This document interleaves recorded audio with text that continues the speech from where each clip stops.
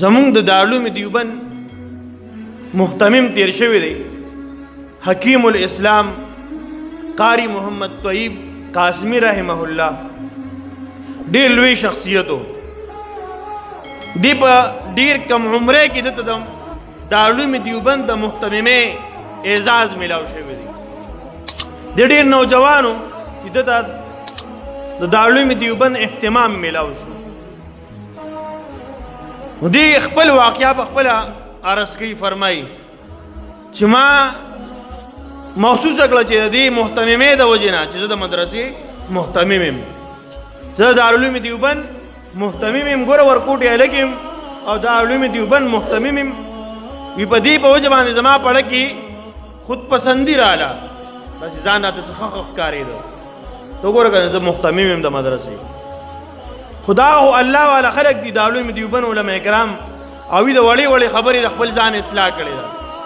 مونږ کې غټې غټې بیمارۍ او مونږ بل ته ګوته نیسو، او دا یې خلکو کې چې کله وړه غونده کې خبره هم راشي ځان کې محسوسه کي، نو فوراً د هغې د اصلاح کوشش کوي چې دا کار ختم شي. نو محترمو، قاری طیب رحمه الله خپل پیر او مرشد ته حکیم الامت حضرت مولانا اشرف علی تانوی رحمه الله چې ډېر لوی شخصیت تیر شوی دارالعلوم دیوبند په علماو کې، هغه ته یې خط ولیږه چې حضرت دقه رنګې معامله مې ده، ما پړه کې داسې خودپسندي راغلې ده. هغه ورته وایي چې فوراً خانقاه ته حاضري وکړه، راشه حاضر شه. د پیران حضرات چې کله خانقاه ته خلک ځي که نه، دا تصوف دا محنت چې دی دا د انسان نه دننه بیماری ختموي.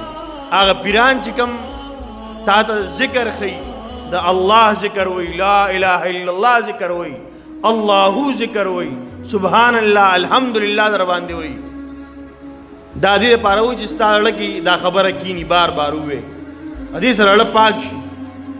او دې سره سره نور تربیت هم کوي چې کله قاری طیب رحمه الله حاضري وکړه نو دته یې ذمهواري ورکړه چې کوم خلک دلته دې مجلس ته راځي نو بار پیزار وباسي، ته دا پیزار سموه، ستا دا ډیوټي شوه، ته به پیزار سموي.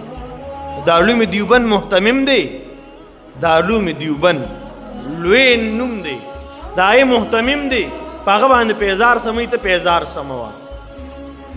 نو قاری طیب صاحب رحمه الله فرمایي چې زه به دې خپل پیر خپل نظر کې اغستی وم. شاه اشرف علي تانوي رحمه الله ما باندې نظر کو چې دې څنګه کار کوي، پیزار څنګه سموي. خو وي زما بیا عادت دا و چې ما پیزار سمول چې کوم به نه وي نو هغه به مې اول سم کړه، سم به مې کېښود. غټ خلک چې راشي و نوې پیزار یې اچولي یا کوم نه وي نو دا ما سم کېښودل، ښه برابر به مې سم کړه. چې کوم دا زاړه پیزار و په دې به مې هسې لاس ماس و او بس پرې به مې ښودل، څه سم کړی او څه خراب پرېښودی. وي ما ته شاه اشرف علي تانوي رحمه الله وکتل، زه په نوټس کې واغستم، ما ته یې وویل چې اول به زاړه پیزار سمې وروسته به بیا نوي پیزار سمې. وي بس دقې خبرې زما زړه نه د تکبر هغه ماده ختمه کړله.